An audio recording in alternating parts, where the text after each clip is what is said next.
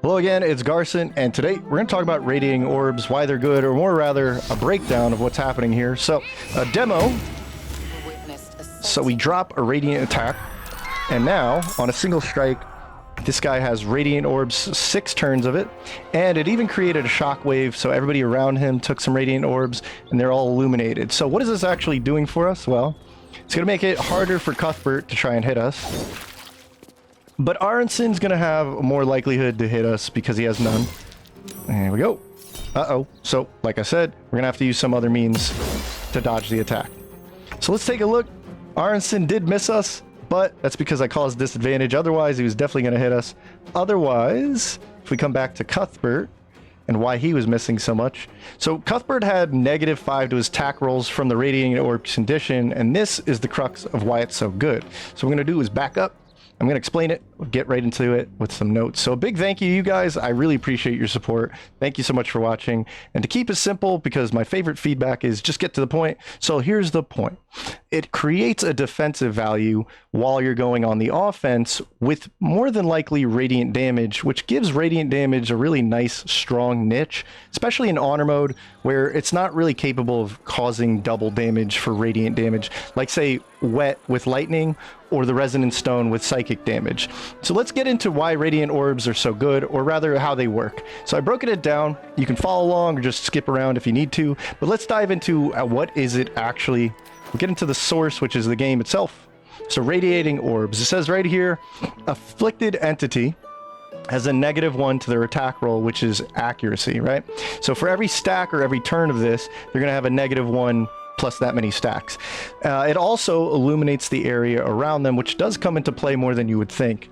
And it also reduces every single time they attack, they'll lose 2 of these stacks, okay?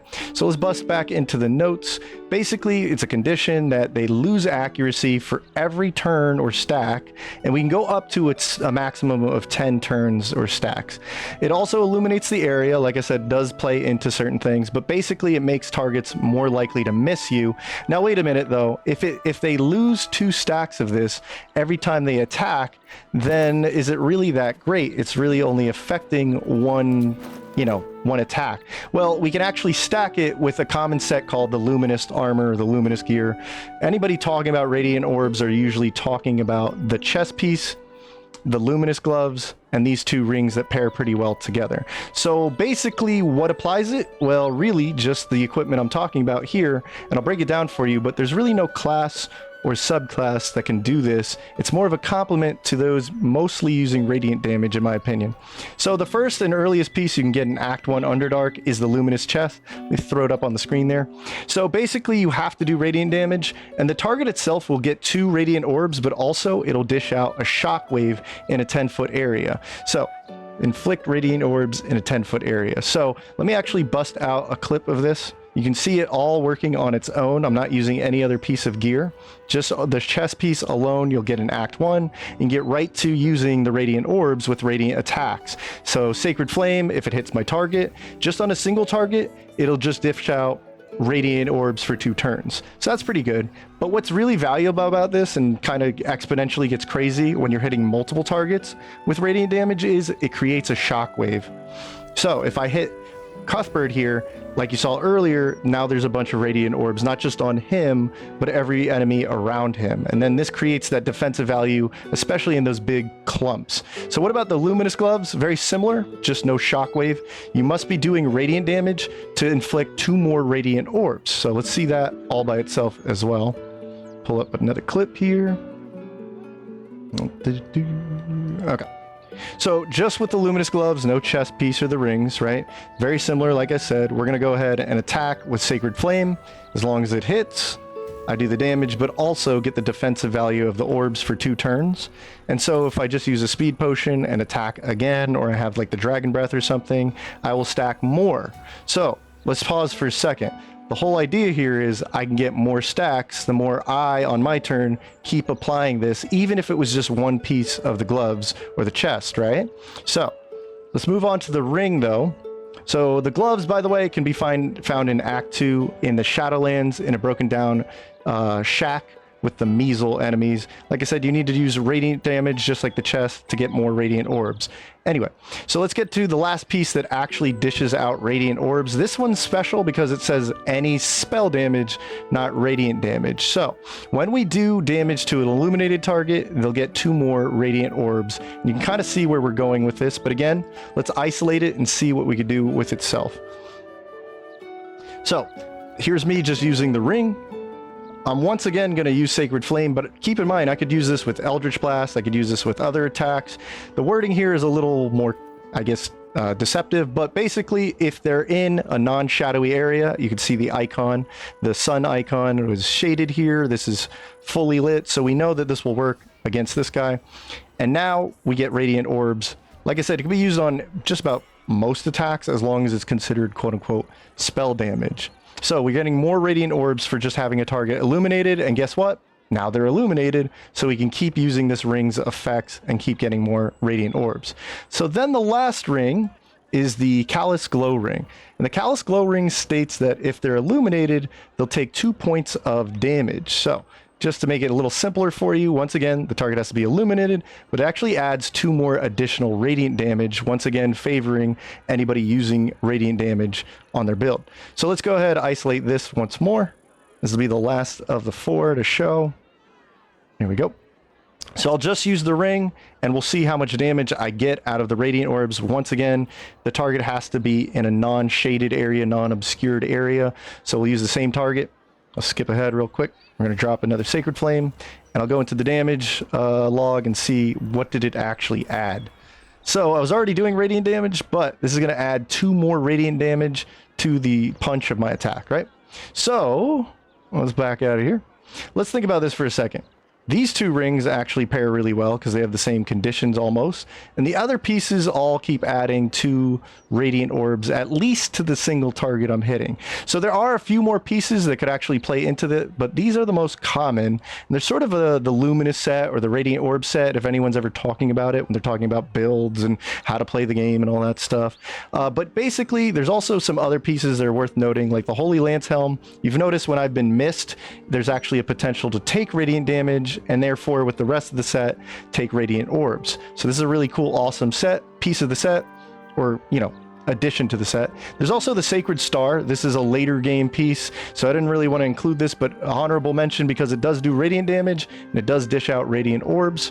And then there's the Aura Blast. This comes so late in the game that I really don't want to consider it, but it just, again, a mention that it does add at least 1 radiant orbs. So anyway, what matters here is how the equipment combos well together. So if we use all the pieces like you saw at the beginning of the video, these are all going to play into each other, especially the ring pair. As I mentioned, as long as the target is lit up, you can see the star is fully lit, whereas the shadowy era, not so much. Okay, so as long as that's the only condition, and apparently if you do spell damage, whatever that means, the radiant orb or radiant damage here is spell damage. So you'll always be doing spell damage from this, triggering this, and this will light up the area, triggering the conditions for both of them. So the ring pair is actually its own set, but it also combos stupidly well with the other pieces, especially the chest, because now the chest is dishing out an area of illuminated targets. So anything you do is going to be that much easier to create, right? And it's all of these sets, or all of these put together, really heavily favor the radiant damage. So that's why you can see me using something as simple as Sacred Flame and getting multiple stacks on a single hit, up to 6, while creating an illuminated area and also a little bit of extra damage. So obviously this is very useful for anyone dishing out radiant damage. My top pick has to be Spirit Guardians, because this kind of takes it to the highest level. Anybody I walk into, right? This is why everybody's running away from me. So enemies I walk into would be taking automatically some radiant damage, and it's guaranteed. They still take half damage. Then you get to add in 2 more radiant damage, so it buffs the attack damage of Spirit Guardians, and then it illuminates them and gives them radiant orbs, and a radiant shockwave. This is where it gets silly, because if I'm hitting multiple people, they're all getting 6 radiant orbs, but then radiant shockwave pops off and they're all getting 2 more from being in an area near somebody with the shockwave. So they're all actually getting about 8, but if they're all hitting off at the same time, it goes up to the maximum of 10. So large groups get completely swamped with radiant orbs thanks to something as crazy as Spirit Guardians, plus the additional damage can't be stated enough. So Spirit Guardians is my highest pick, but there is also Divine Favor, there's Divine Smite or Strike, Sacred Flame I've been using in the video, Guiding Bolt, Star Forms attack like the Dragon attack I love so much on the Star Druid.